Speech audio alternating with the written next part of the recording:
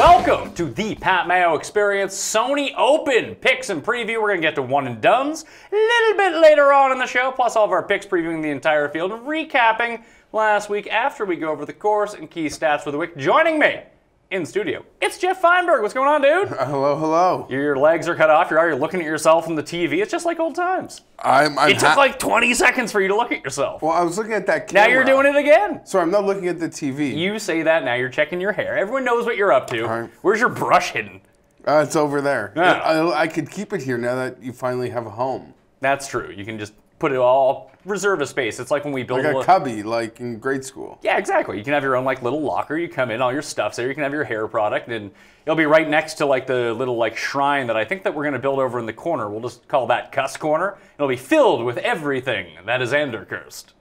Now, I do want to let everyone know before we start to give the episode a like. Always goes a long way. And I did say that I would be doing a giveaway for the peoples once I moved into the new studio, and I will. I'll be announcing the winners either on Thursday's NFL show or on this show next week. There's going to be a ton of winners. DK bucks for everyone. Well, not everyone, but, you know, some people who entered the draw. So if you want one last chance at a Give Me Your winner this week, leave your DraftKings name in the comments, and boom. You're entered in the draw. The one last draw. Hopefully, you can squeeze out a win from that. And you can enter as many times as you want. I mean, not on this show. Once per show, basically, but, you know, nothing more than that. If you've entered it like 20 times, that's just increasing your chances of everything that's going on. So let's recap last week. Dustin, when you drive a par 4 and put it 2 inches from the hole, you're probably going to win. Is everyone in a lot of trouble, or is that just an overreaction? Because he came out and said he wanted to win 8 times this year. Before this week. Well, who else? Everyone wants to win. Some people want to win 10 times. Sure, doesn't mean they're gonna. Sorry, but he had 3 wins before he fell down the stairs, and he's talked about that a bit. He said he actually thought for a few moments that he broke his back. Ugh. So maybe, you know, I don't know, sex swing, stairs. There's still a lot of mystery.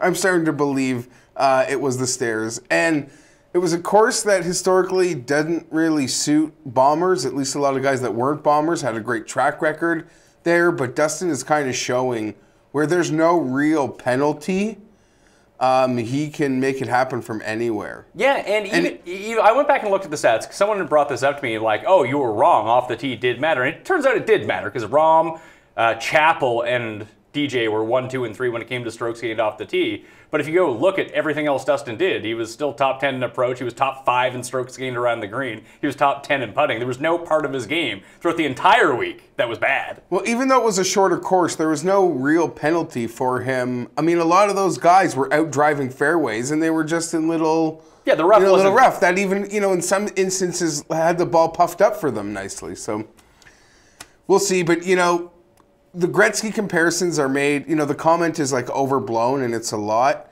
And obviously at some point Wayne maybe helped him like find a way to win. But I think that's more now of like finding a way to becoming really great. And I don't know, in terms, it was another display of sort of why when you give me the same price, I'll always take him or Rory over a Spieth. That's just me, and I'm wrong. Like the total, well, Dustin's been winning a lot in the last, you know, couple calendar years, but for a lot of the times, you know, you're proven wrong or I'm proven wrong by that, but I can never get over what he can do or what Rory can do when they're on, and you give me them the same numbers. And the good thing about Dustin is his floor is a lot higher than Rory's because he is really good there's around no the green. Yeah, there's no 80s. No, Rory can be filled with an 80 here and there if it gets too windy for him or something. I don't think Rory would play well at this tournament. Doesn't seem like the Tournament of Champions. I mean, like it gets so windy that just like his irons would be all off. He's more of a pristine condition player. At least that's how I feel. Even the year that he won the Open, like he went out early, there was no wind, he just destroyed the course. So and we'll see how that works. You know, and Hideki was awesome. He just really didn't putt. No, couldn't putt. And Spieth lost almost 4 strokes putting. Isn't that insane? You know, but it happened to him last time, right? That's why he didn't win here. No, his short game was really bad last time here. But this time it was great. Actually, the one thing that I really pointed to is strokes gained short game, and just even if you settle it by around the green numbers, here's how the people finished for the week in around the green numbers. So Spieth was 1, Fowler was 2, Horschel, DJ, Cam Smith, Rahm, Swafford, Bryan, Hideki, Kazire, Harman. So you have basically all the top 10 inside like You had 8 members of the top 10 inside the top 11 of strokes gained around the green. Like it's an important factor for this. But if you just blow everyone out off the tee like DJ did and have a well-rounded week and be good around the greens, you're probably going to win. And guess who made multiple huge numbers? Wes Bryan? Wes Bryan made a ton of birdies. I'm not talking about Wes Bryan, but Ricky Fowler. Oh, big shocker. Yeah, a lot of big numbers. And I'll say this. If only sometimes Jordan acted how Dustin acts when he misses a putt. Just calm down. I don't know. Is that not annoying? Like, am I the only one that gets annoyed that, like, Jordan missed a putt? He never, like, seems to blame himself. Yeah, the line He had was no off. part of missing a putt. Well, he missed enough this week from, like, inside 5 feet that it was so frustrating watching him. And David from Tour Junkies... Not for me, because fair enough. David from Tour Junkies pointed this out to me on Twitter. Is just like... Just looking at him, David felt like it looks like he has the yips a little bit, which is weird. But it's not something I'd be too concerned about with Spieth. It might be something that lasts like 2 tournaments, but he'll get back on bent. He'll be fine. It's literally one FaceTime with McCormick. Yeah, that's really all it is. I'm annoyed that he's even playing here. Well, I mean, if it truly is a problem with his putting right now, like he was dominant ball striking last week. Like he was awesome tee to green. And if that continues again here, if he putts around like average, him and JT should run away with this. But the one good thing about these guys being in the field is that we're getting good numbers on everybody. Yeah, I would agree. And I'm also disappointed in a lot of guys who aren't like top elite that I think should be here. That was the point of going to Hawaii and not sticking around for this. It's so much easier to win money at that other event, though. Like the prize pool. But you're already here, and maybe you bring your wag or your girlfriend, and it's, you know. Sure, but I mean, they're probably doing that anyway, just not playing in the stupid tournament. Fair. Sorry. They're renting a boat for a week and taking off to one of the secluded islands. You're right. There's just a lot of guys that I thought should still be playing that I was disappointed weren't on the sheet. There are a lot of people who are still playing them. There's like 17 people from the field. It's just not like, it's like Hideki's not playing, Dustin's not playing, Rahm's not playing. They shouldn't be playing. Well, they're not. No, but I'm talking about like other guys. Like who? Is Wes playing? Yeah, Wes is in the field. I don't know. It's kind of struck me. Chappell? No, Chappell's not playing. A lot of that like second tier group. I know Berger and Cam are here and the Aussies, do well, but still, I thought there'd be more of the guys that were in the lower tier of the Tournament of Champions that would hang around for this. Hey, Jonas Blixt is playing. Fresh off a terrible performance. Da Points back in the field too. Brooks is not playing though. He's hurt. At least he better be hurt or he's got real problems. No, he said he's in a lot of pain. He's got the wrist problem. Yeah, he has the wrist tape. And if you hear what he said, you're surprised he even finished. He's like, it felt like stabbing pain, and he doesn't really know what's causing it. It's a concern. And Brooks is one of those players that, a lot of people, when he's not in form, you kind of want to stay away from him. And you see him heating up. He's a form player. You see it in the results, and they usually lead to a win. But he's also a guy that, to me, there's no course that does. When he's in form, I don't care what the layout is. Like, it will work for him. Yeah. I can see that, especially if it's a scoring course, because especially like when he's firing, he's a lot like Justin Thomas in that way. Like if you give him a par 70, which this week is, and he's going to fire on all the par 4s. He's going to make birdies on par 5s. And I guess that goes to any elite player. Like it doesn't matter if the layout doesn't work for them. If they are playing well, if Dustin Johnson's playing well, it doesn't matter if it's a short course. There is one more thing I wanted to touch on. Oh, the Jude stat of the guys that finished top 5 at the Hero World Challenge. The previous 4 years, anyone who had finished top 5 at the Hero World Challenge and played in the Tournament of Champions the previous week or the next tournament around, they all finished inside the top 10. Hideki, Ricky, and Spieth all finished top 5 at the Hero. They all finished top 10 again this week. So that's something to really look for. I mean, that's the reason that I loaded up on, I went with Spieth over Fowler, which was a mistake, but that's how I ended up with Hideki. Also, last week, we pointed out the winning strategy to playing like... One and done, and neither of us took Dustin. Like, okay, so who's the elite player that seems to be not getting the hype of the other elite players? That's the guy to use. And like, swing and a miss. Yeah, and we're just handing it out, but not... Oh, my God. There'll be many more opportunities for Dustin, but he's that... Let me ask you this. You use Spieth. Do you feel sad? Like when you use one of those top guys, a win is hard, except you use a guy like a Dustin or a Spieth. You're not happy unless you almost get a top 5 though, right? It's true. Like I have the two teams. I use Spieth on one. I use Hideki on the other. Like I'm sure Hideki will win Phoenix, and I'll feel like an idiot for not saving him for there. But like I'm not scoffing at his money total. I'm not talking about T3. the saving, but when you use those elite guys, like there's a certain level of no matter who I use every single week, I think that they're going to win. That's why I'm using them. Of course, but just as an example, like Ander Kurse, Daniel Berger made it out of the week alive, and that's a credit. He played well. Like. You don't feel like, I got like a 10th from Berger, like you do like, I got a 10th from Spieth. Yes, I would have preferred to have, in this situation, the gap between what they finished with, I would have much preferred to use Berger in that spot and taken the $100,000 hit in terms of overall winnings. But I think one of the elite players was going to win. Yeah.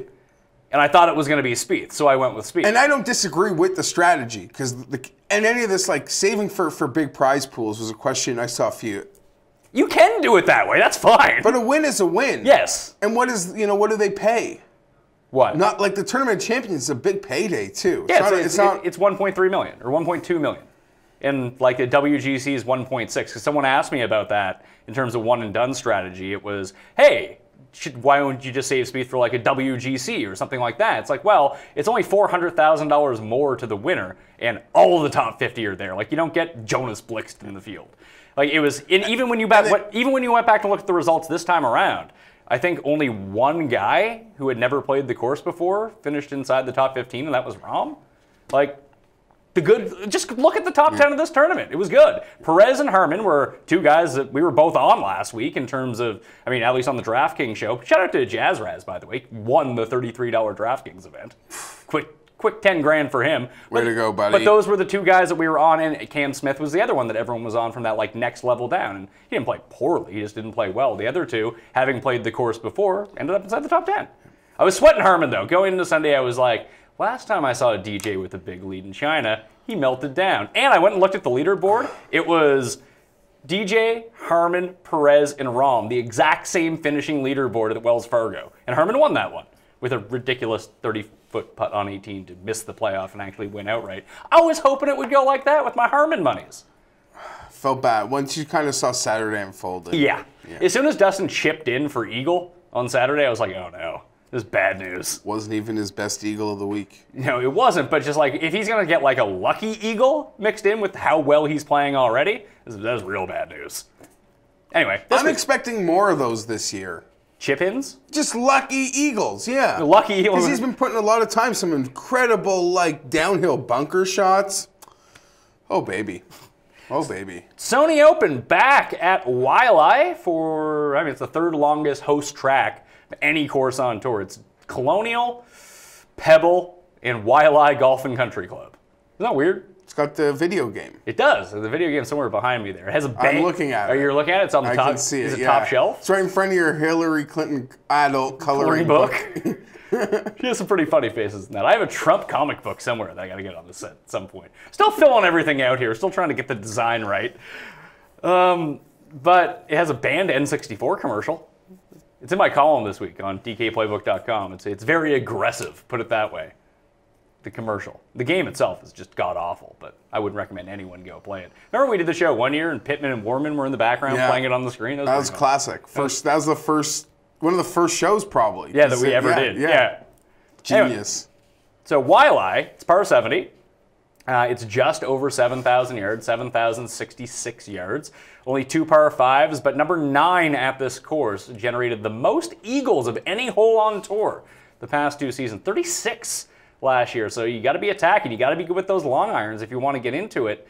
And other than that, it's the hardest course on tour to hit fairways on, but missing the fairway doesn't really hurt you whatsoever. So don't worry about like not being a good accuracy player. In fact, it may actually lean towards the poor accuracy players because everyone's missing the fairway.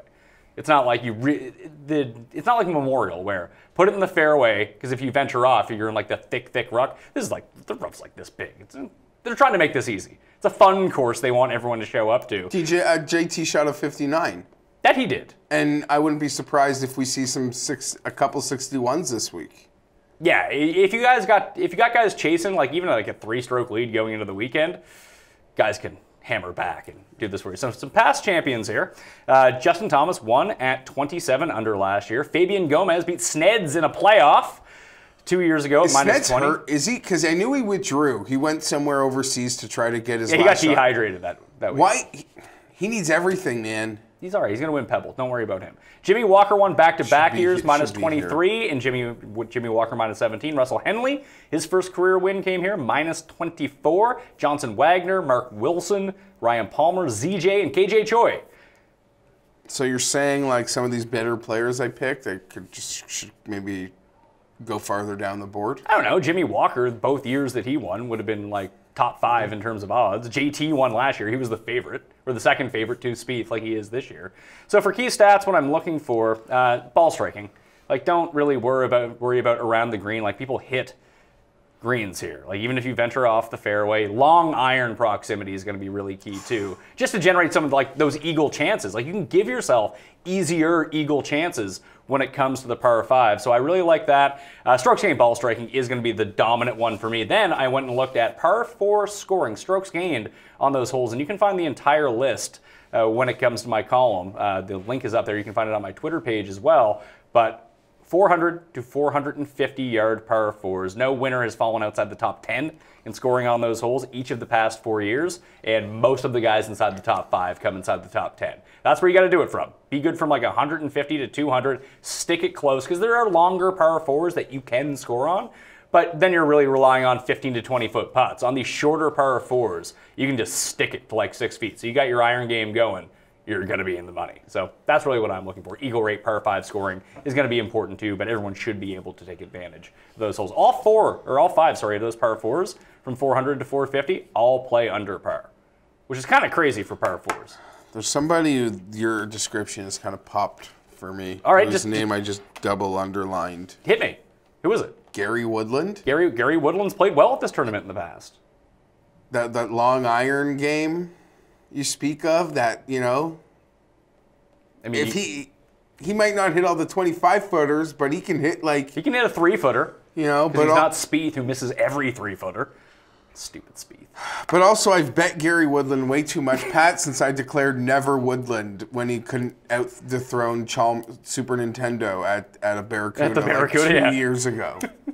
And it's worked out if you haven't been betting him, because he has not won. But he was playing so well through the Florida swing last year and dealt with some personal stuff. And I don't know, man. I feel like his game could be pointing. But anyways, you reeled off a lot of numbers, and Woodland was the name that sort of came into my head. From that not front end. If you want to find like the full stats, obviously if you are a member at fantasynational.com, all these numbers are just boom. Any number you want. You can customize it, use your custom model, do whatever to figure out what you want to do this week. But I have a couple of them up on the key stats, at least, in the column and up on my Twitter feed. So let's get to the field. 1 to 10 in terms of odds. Spieth and JT, 5 to 1, 8 to 1. Then it's Harman and Leishman at 16. Kisner at 20. Then you drop all the way down into the 30 range. You got Henley, Woodland, Berger, Cam Smith, Finau, Scheifele, Webb Simpson, ZJ. Are you going to the top? You going Spieth or JT? Because I am not. I'm not.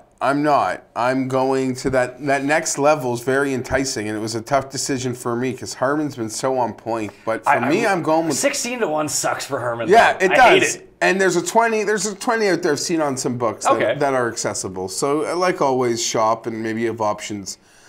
I like Leishman out of that group. Leishman, surprisingly, played very well last week. He had the one bad round, but tee to green, he was lights out. So that makes a lot of sense. I don't love the 16 to 1 though. Like, let me ask you, would you rather bet Mark Leishman at 16 to 1 or Henley at 30? Because Henley played well last week too. He's won here before. I agree. I would rather bet Mark Leishman because I'm betting Mark Leishman and I'm not betting Russell Henley. I think he might be the most, and it's a common opinion, it seems, but Leishman might be one of the most underrated players in the world. Is he, or is he now overrated because everyone thinks he's going to win the Masters in like 2 majors? Oh, I don't have that. You're like, who's a sleeper for the Masters? Oh, Mark Leishman. It's like, really? Everyone else is saying, it's like Matthew Fitzpatrick. It's like, oh yeah, I like Matthew great sleeper. Fitzpatrick. Everyone is taking him. And I don't know, because you see a lot of line correlations from this week to last week. You know, a lot of guys in similar spots, like Leishman. I think he was like 20 last week. And then you see that other tier of like a Smith and Berger who are kind of in that same spot. And you wonder, does this course... Like, does the number in the full field event, they had the same number essentially that they had in a full field event as they did in the Tournament of Champions, I get the field. Is this a stronger field? Not in terms of names, but there's more chance of being muck-muck. Sure, but there also isn't DJ, Hideki, Rom. That's like the top end, the guys who are really going to beat you aren't here. That's my point. So, like, you know, a guy like a Leishman can have a great week and might not. I mean, JT is here, could shoot a 59, but there's less chance of having someone who's just that much better than you on the talent spectrum giving you no chance, like it felt like last week come, you know, midway through Saturday. I suppose that's true. Even to bring up your Woodland point, because he's in that 30 range as well. I did my key stat power rankings from Fantasy National. Plugged them in, gave them a weighting. Oh, don't peek. Don't peek. Over the last 24 rounds, number 2 in my key stat model, Gary Woodland. Do you know who just dominates them all, though? Spieth. Of course. Spieth and JT are everywhere. And you know who wins? Spieth. You know who doesn't? Gary Woodland. And that's like a part... These models, like, they'll always pop a Woodland. They'll always pop a Paul Casey. Yes, no. Because they don't like the win thing. And they're always close. Yeah, it's the getting over the hump part. Doesn't accumulate or doesn't register. So the one I really wanted to give a hard look to was Kisner. Kisner's played really well at this event. He's 20-1, I believe. Good win player. When he won last time around, when Dean DeLuca he won? That's where he won, right? Colonial, beat Spieth. One of them. Anyway, he went off like 22-1, and that's when he was a winner. Bunker out at Dean and DeLuca? No, that was Travelers against Berger. So, played well at this course in the past. Great with long irons. You know he's going to score on par 4s. He's a good putter on Bermuda. I really like Kevin Kisner this week. I just don't know if I love that number. Like, a 20-1 bet on Kevin Kisner means that I could bet one guy at 30 and one guy at 40 for the same amount of money. See what I'm saying? I agree. That does feel short. I feel like I may have seen... You may have seen these numbers I'm getting are from Bet365, so that's generally what I work off for purposes of the show. Again, you should always sort of site shop if you want to go through this. But over the last 50 rounds, so a bigger sample based on the key stats that I found for this course, the model spits out Berger number 1, Spieth number 2, Reavie, Leishman, Woodland, Stumanji Sink, Justin Thomas, Tony Finau, Xander Schauffele, Kokrak, Aaron Wise, List, Danny Lee, Webb Simpson, and Ryan Palmer. Some decent names there, and some guys you just wouldn't expect. Some guys I will never bet. Like Jason Kokrak? Like Ryan Palmer. Well, Ryan Palmer's won this event before. I know he hasn't been good in like 3 years, but... Long time ago. Yeah, although he's been, some stuff off the course. I hope everything's going well there. Hopefully so for him. So do you have any feel from anyone else in that range? Like besides Leishman, where else are you going? The top range? Yeah. Or the big, or all those names all that those you kind of mentioned? Anytime you got Berger, popping the models after a successful week, like I said, he's winning more than the St. Jude this year, and I feel like this could be an interesting spot for him. You're going to take him? Yes. Because I have 2 other guys in that range that I'm taking over Berger. Well, Cam Smith, Woodland? No. None of these guys? You're taking Henley? No. I don't know. You got to sell me. You talked about it last week. If you watch any part of the broadcast, who is the guy who is appearing in every Hawaii commercial coming up?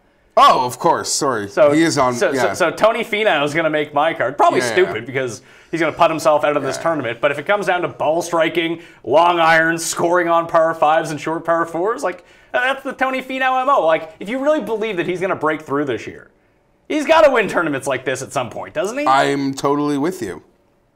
So Finau's my guy. I didn't know where you were going there. It's with Big Tony. No, I like it. He's this is sort of, I don't know. I always get suckered into this range, so I'm kind of stacked in this range. I think this is the range to hit, though. Like if you're not going to go to the top, taking 2 or 3. And I'm worried I was like a week early with Cam. You may have been. Are you going back to Cam? No, because I'm going to Berger, Finau, and Woodland. Okay, so the other guy in this range that I'm going with, Zach Johnson, 35-1, 3 top 10s in his past 4 trips here. Been playing shockingly well. Shockingly. So 2-time major champion. Don't forget about Zach Johnson. I always forget about Zach Johnson. So does everyone. But like he scores weirdly well on par 5s for a guy who's not super long off the tee. He can score on these short ones, no problem.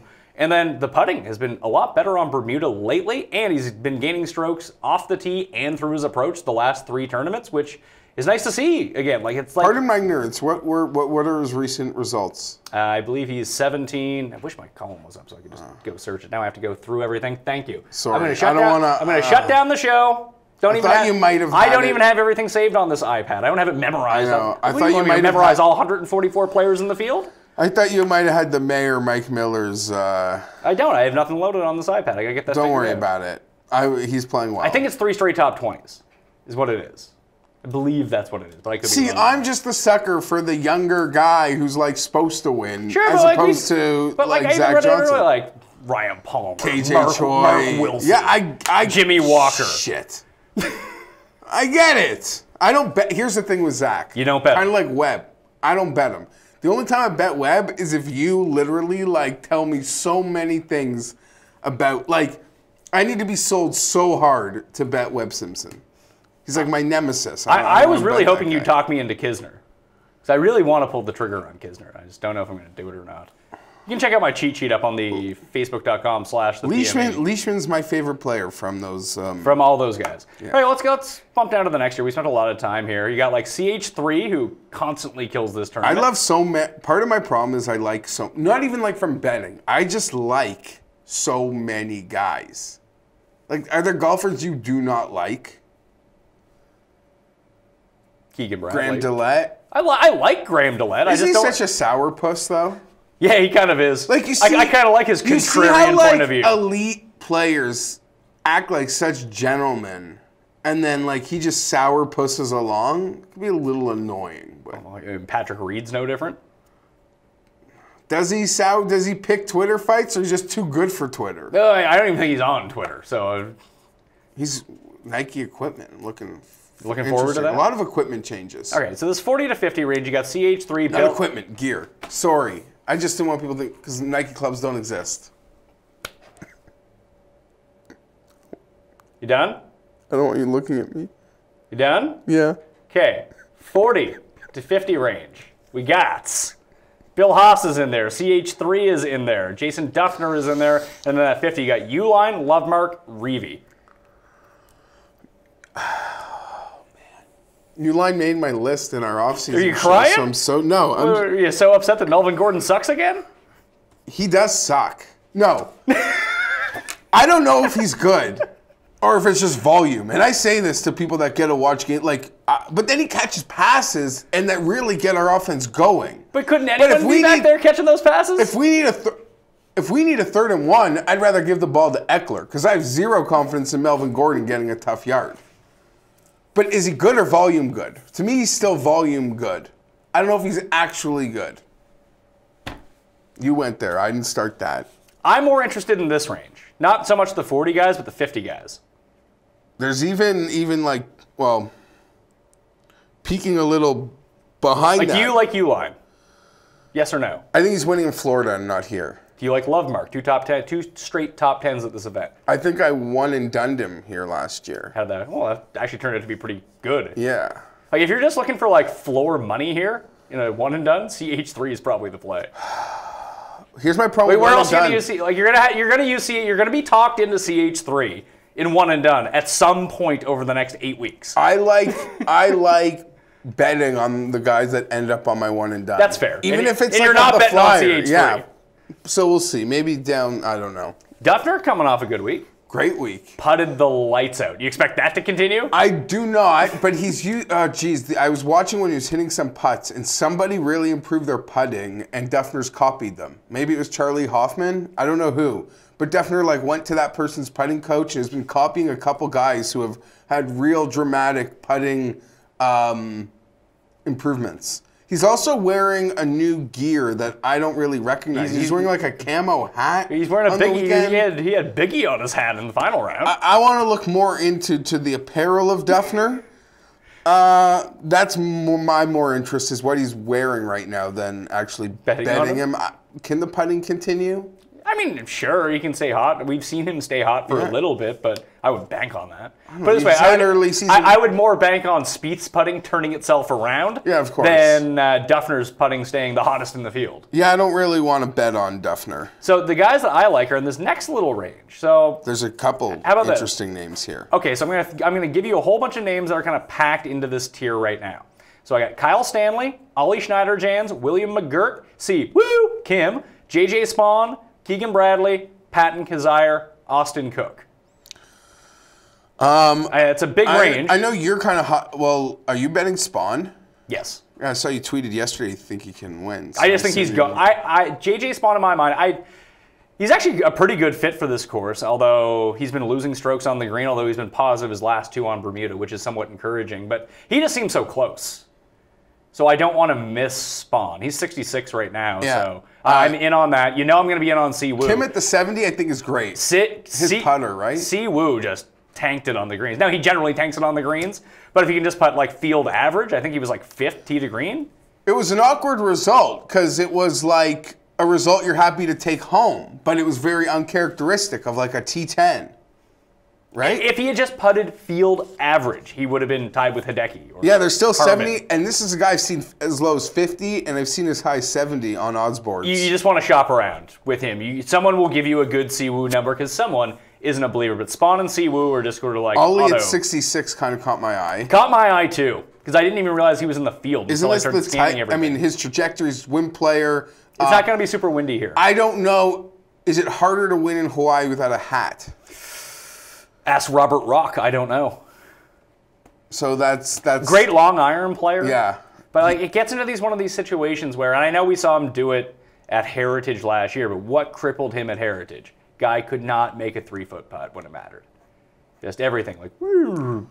At least he didn't yell at the line; he yelled at himself. Yeah, I like to think that's. I mean, for guys of that level, that's so fixable. Sure. Right? Is it? But like, are you really attacking this range? Because I think out of all the other guys, like I said, I like Spawn, I like Si Woo, but that's sort of like a upside type play. I know that Si Woo has win equity, and I think that Spawn is going to be sort of like the next first time winner. But Chez Reavie has just been good for like 6 months, and I think that he's undervalued. Like, there's no reason for. I know Charles Howell's course history is really good here, but there's no reason for Reavie to have the number he has, as opposed to Charles Howell, who legit never wins. Do you think Grillo can score enough here? That's an interesting number too. That's on the next level down. Okay.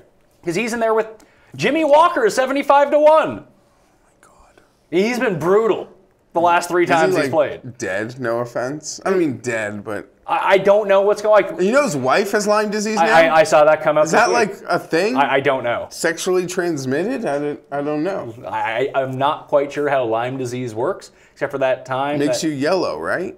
Is that what happens? No, maybe that's jaundice. I'm mixing up diseases I know nothing about. Lyme disease makes you very tired. Like, you have no more, like, you lose energy very quickly. Well, that sucks, because there's no golf carts. That's true. Maybe he'll be like Casey Martin and get it comped and drive around in a golf cart. I don't know. Like, but I'm just asking you, is it worth a blind bet at 75 to 1 for a guy who's won here twice and dominates in Hawaii? No. No? You're out? I'm out too. I'm out. I'm just wondering.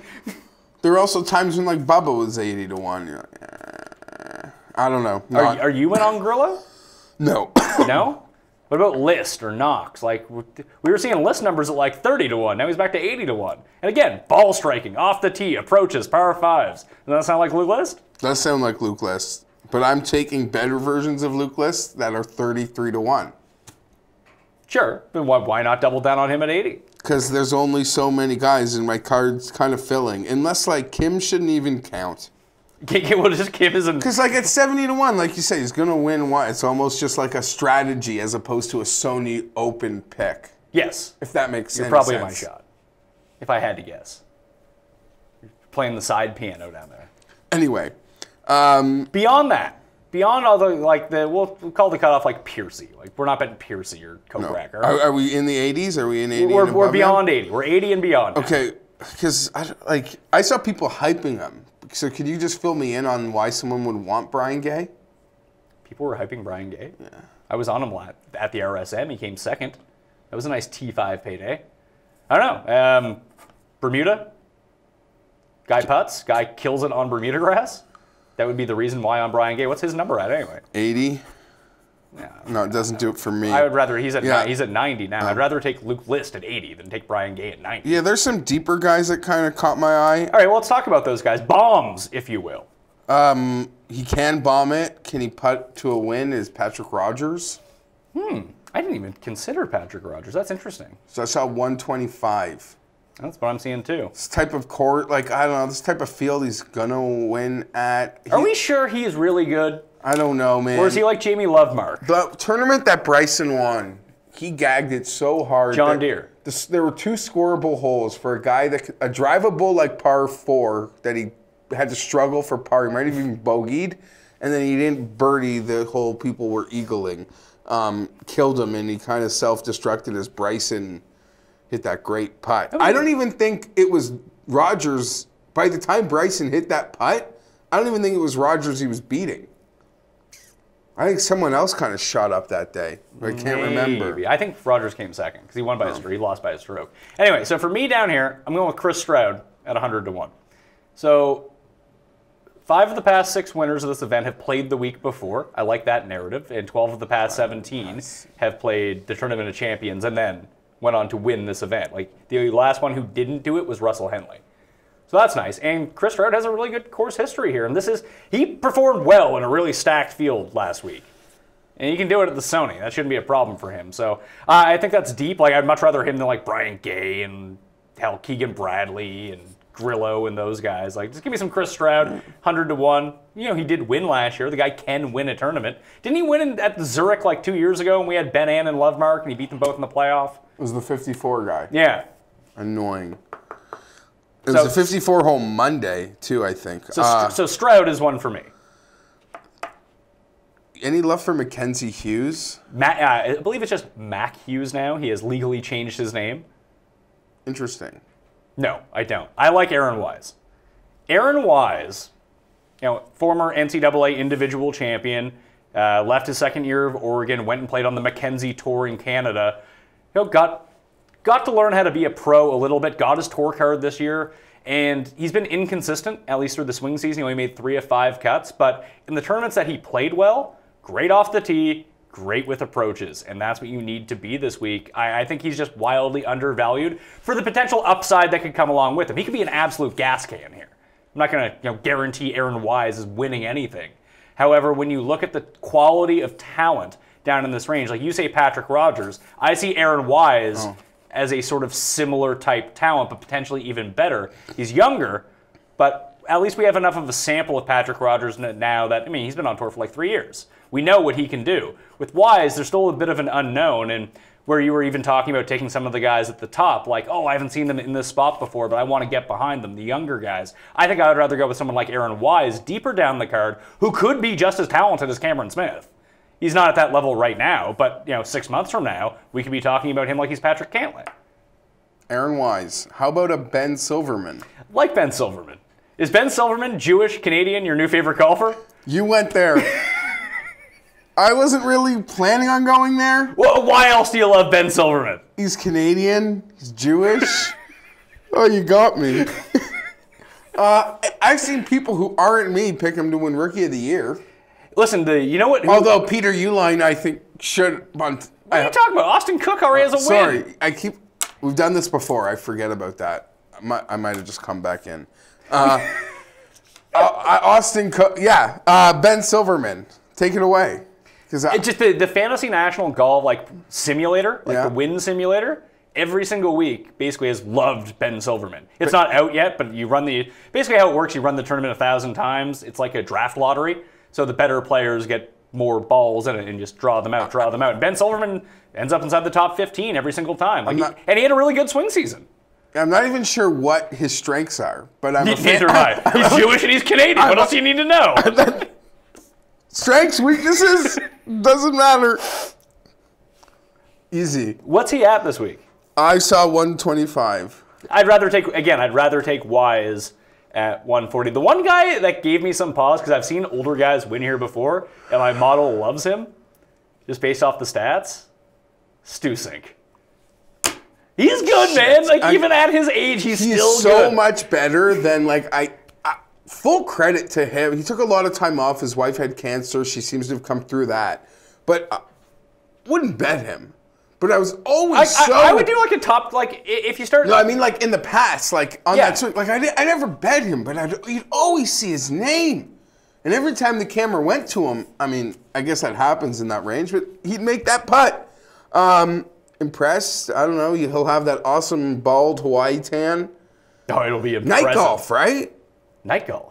Yeah, for us. Yeah, not for them. They're it. not playing in the dark. Big fan. I'm not gonna. Oh man, tempted actually. I'm tempted to look at List and Chris Kirk and Stu Sink as like top 20 plays. The top 20 odds aren't out yet, so I can't tell you what they are. But I bet you it's like 7-1. Anyway, that's my look. Any more from down the list? There's this one guy, this Japanese player. Saw a lot of names that, like, obviously, like, the Asian tour was sending over, and it makes sense. Well, there's one guy. He's 50th in the world right now. I didn't realize because I was looking into it a bit earlier. Yusaku Miyazato. He's 50th. If he ends up, like, doing well in North America, I'll learn what his name is, like Tanihara from last year, who actually played well at this tournament. I looked into him. He has, like, 7 top 10s in his past 9 starts and 2 wins on the Japanese tour, but he's actually played in this tournament the last 4 years and has lost the most strokes of anyone in the field that's played over that time. So if you were thinking about, hey, world ranking, boom, this guy, he has not performed well at the Sony in the past. Part of the reason Snedeker went over there is because you can get some world ranking points. Yeah. But I'm just saying, there's flaws in the world rankings. Sure, but you have to know how to game them as well. Absolutely, because that gets you into WGCs and the Masters, and Ryder Cup international contest points. Also, there's the Eurasia Cup this week, which it's got a very exhibition President's Cup, maybe talent field, because it's Europe versus Asia, and I don't think like Hideki plays. But it's like Lahiri and like a Barnrat. And they're taking on... who's playing for the Euros? Good players. Like Rose? Sergio? I tweeted it a while ago. Crap. Like good players or like good Euro Tour players? You would be shocked at how good the roster is. All right, well, you find that. I'm going to tell you some other guys that I like. The Gooch. Tyler Gooch. 300-1. He was just someone, like, when I get down in this range now, obviously I'm not hammering these guys or anything, and even like a top 10, top 5 is probably the worthy wager. Hell, even a top 20 at this point. However, Tyler Gooch and Ryan Blom, were just 2 guys that the computer spit out to me. They're 300 and 350-1. If you want to take a flyer on some super duper long shot, that's where I would go with. The other guy in that range as well was Andrew Landry. Remember Andrew Landry from the U.S. Open? Yeah, it wasn't the British Open? No, it was the U.S. Open. He hung. He hung for a while, 2 years ago. Yeah, when DJ won. When DJ beat Lowry. He's 160 here. Like, he performed pretty well over the swing season. He's popping on the models? He's not. He's popping on the more historic type of model. So when I say that, I mean, let me just pull it up here. So Landry pops up over the past 24 rounds. He's 4th in that. And that's where he kind of cropped up. Aaron Wise appears on all of them, by the way, which is kind of nice. And so does Haas, which freaks me out in many which ways. But Andrew Landry, just another name to throw out there if you're looking for someone deep. Obviously, I'm not recommending I thought about Haas. You go out. Haas? Yeah. Why Haas? I don't know. It seems like he's always he's a winner. He brings win equity to shit field. Yeah. There's nothing too extensive. You're not wrong about that. The last guy I did want to talk about was, because I have no real take on him, is Bo Hostler. You like Bo? If his name wasn't Bo Hostler, would we care? It's true. This Europe team is stacked. Okay, who's on the Europe team? Forgetting that it's, I think, player captain, Thomas Bjorn. Okay, who's like 80 years old. Fleetwood, Hatton, Fisher, Rafa, Noren, Fitz, Wiesberger, Stenson, Dunn, Peters, Levy, Casey. And they're taking on Byung-Hun An, Kyuntae Kim, Gavin Green, Tani Hara. They're taking on Boom. Okay, they're taking on Gavin Green, Arjun Atwal, Shiv Chizurara, Pachara Kwong Mati, Pachara's the 18-year-old that everyone's like super excited about on the other side of the world. Palm Saskatchewan. Poom? Poom. Poom? Yuki Ikada, Lee Haotong, Kiradash, Lahiri, Tanihara, Byung-Hung An, Nicholas Fung. This is... I don't even know who Nicholas Fung is. Okay. That's a great name. That sounds like someone I would definitely support. I tweeted... What's the line for that? Like minus 2,000? No. Draw in play, minus 350 I saw for the Europe. Whoever you like at the Masters, parlay them with that. I'm going to bet the shit out of this thing, man. This is... I hammered the President's Cup like I hammered Mayweather. Mayweather, yeah. Not in terms of the return wasn't my biggest bet ever, but in terms of laying risk, it down, yeah. I laid it down. I just don't want to have to follow this thing for that much money. Like, it's going to bother me during parts of the day. And you know it's going to be on at stupid times? Is it in Asia or Europe? I don't... great question. I like how you have all the information on this. No, it will be held... it's the 3rd edition. It's in Malaysia, so I guess home court for the Rat. I think that's like a 12... No, not Malaysia. Gavin Green's the Malaysian. Yeah, Burn Rat's Thai. I think that's a 13-hour time difference from Eastern time. I know, like, Hong Kong is 12. Oh, boy. We'll see. Let's give the picks. Who are you going with? What's your card this week? And again, for my full cheat sheet, I'll have it updated. I might even put in some first-round leader bets in there. Obviously, these odds aren't out yet as we're doing the show. It's not like last week where we could really hop on everything because all the odds have been out. As the odds progress throughout the week, I'll update the cheat sheet and people can go check that out. But who are you going with off the top? Let's hear it. Leishman. Yep. Finau. Berger. Woodland. Ollie. Kim. Kim is like an unofficial bet. You're going to play him either fine. way. So if we're calling Kim unofficial, then I'm probably going to squeeze in some Patrick Rogers. Should I copy JJ Spawn? Yeah, I mean, I'm going to be on Spawn. He's dropped to 66 too, which is nice. Aaron Wise, man. Wise up. Get yourself some each way action on Aaron Wise. 140. All right. Aaron Wise, but that's still... unofficial. Okay, for me, I'm going Finau. I'm going Zach Johnson at 35. I got Spawn at 66, Stroud at 100, the Gooch at 300, Wise at 140, Blom at 350. And it's a very short card. I'll add to that as I do more research. My exposure this week is one of my lower ones. Yeah, but I think that range is smart too. I'm still debating whether or not I want to throw Kisner on. That's sort of my lead dog. It's tough.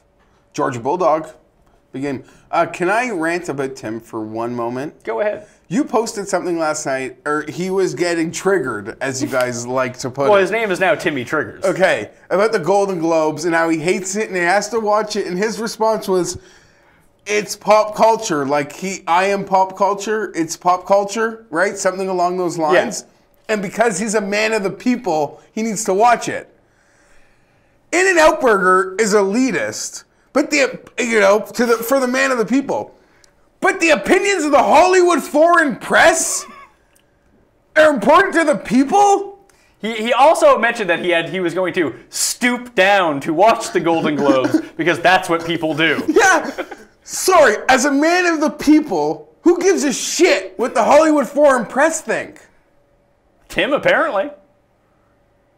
A guy that understands the people should understand that, right? He's no Doug the Pug. I saw a picture of Doug the Pug this morning with Titans. with an In-N-Out Burger hat on. I got one of my baby when we went. No, your baby's an elitist. I thought about posting it like elitist baby. But here's the part. Yeah. Sometimes I don't, I agree, but then there's just some... He was triggered. Who watches that crap? Four minutes into the broadcast. At least he stayed off Twitter with it. He was hitting us up through a text thread, and it was so ludicrous. Who watches that stuff who doesn't, care? And then his excuse is, I'm a People's Tribune. Well, no, his big thing to us was he loves Dunkirk. Dunkirk is his jam. Okay, exactly. So we got probably shut out because of some movie that the Hollywood foreign press, billboards...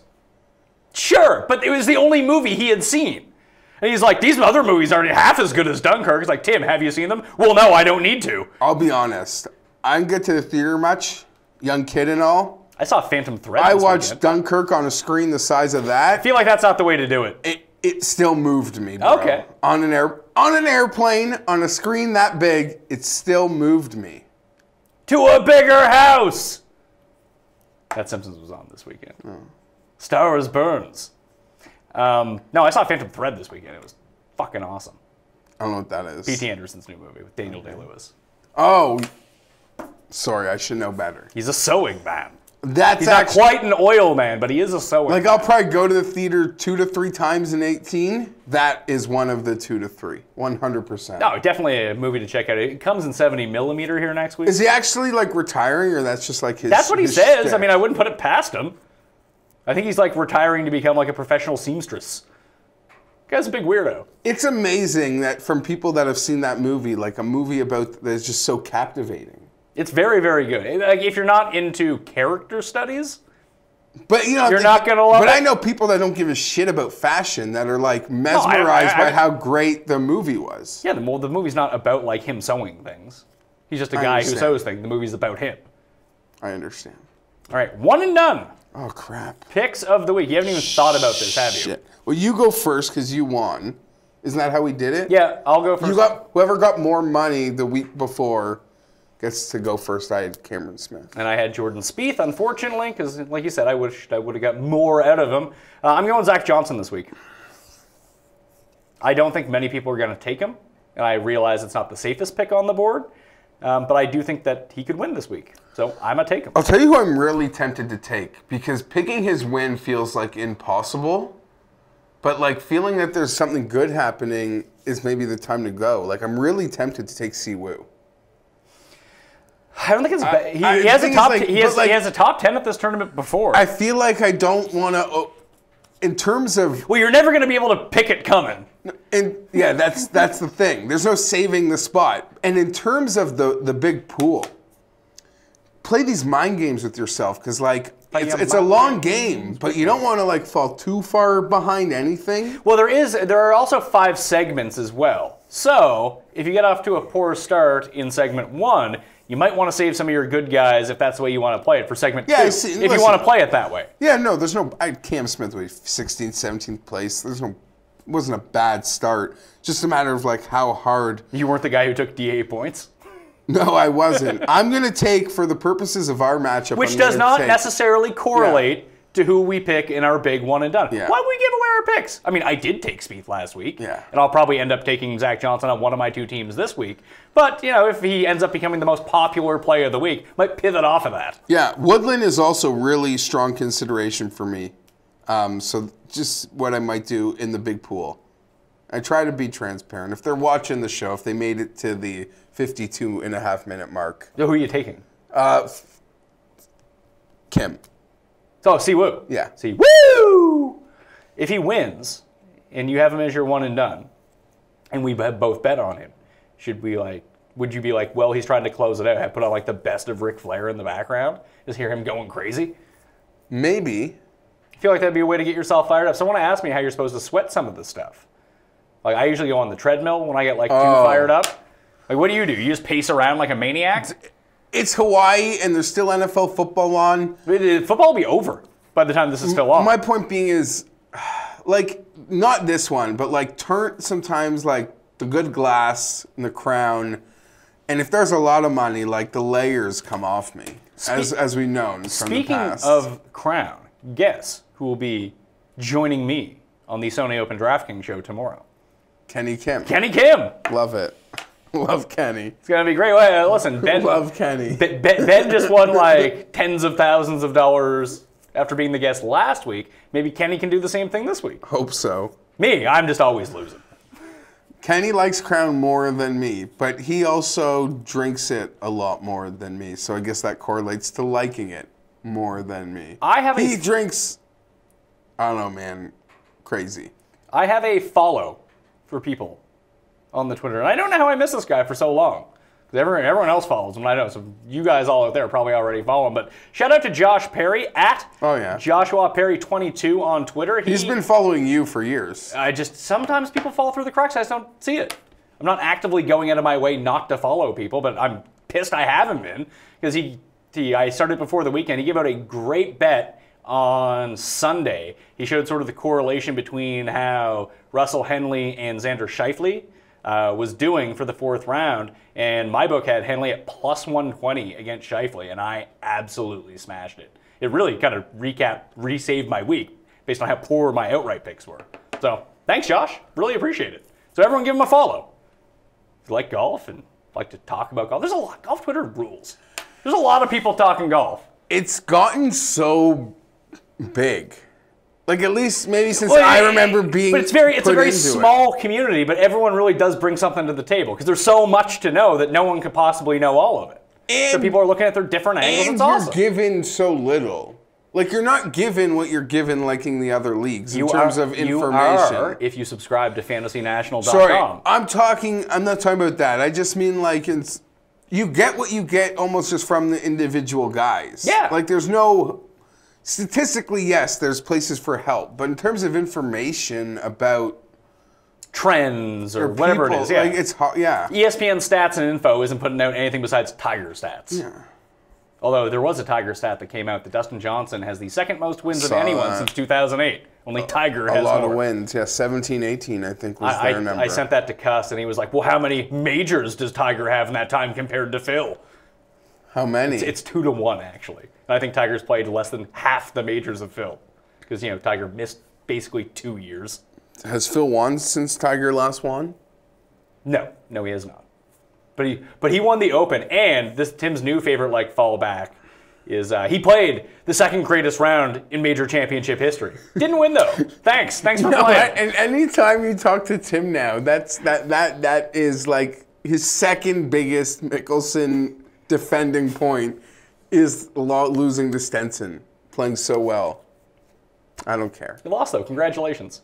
I don't care. He's come second so many times. If you go back and look at the majors Tiger didn't win, he's fourth.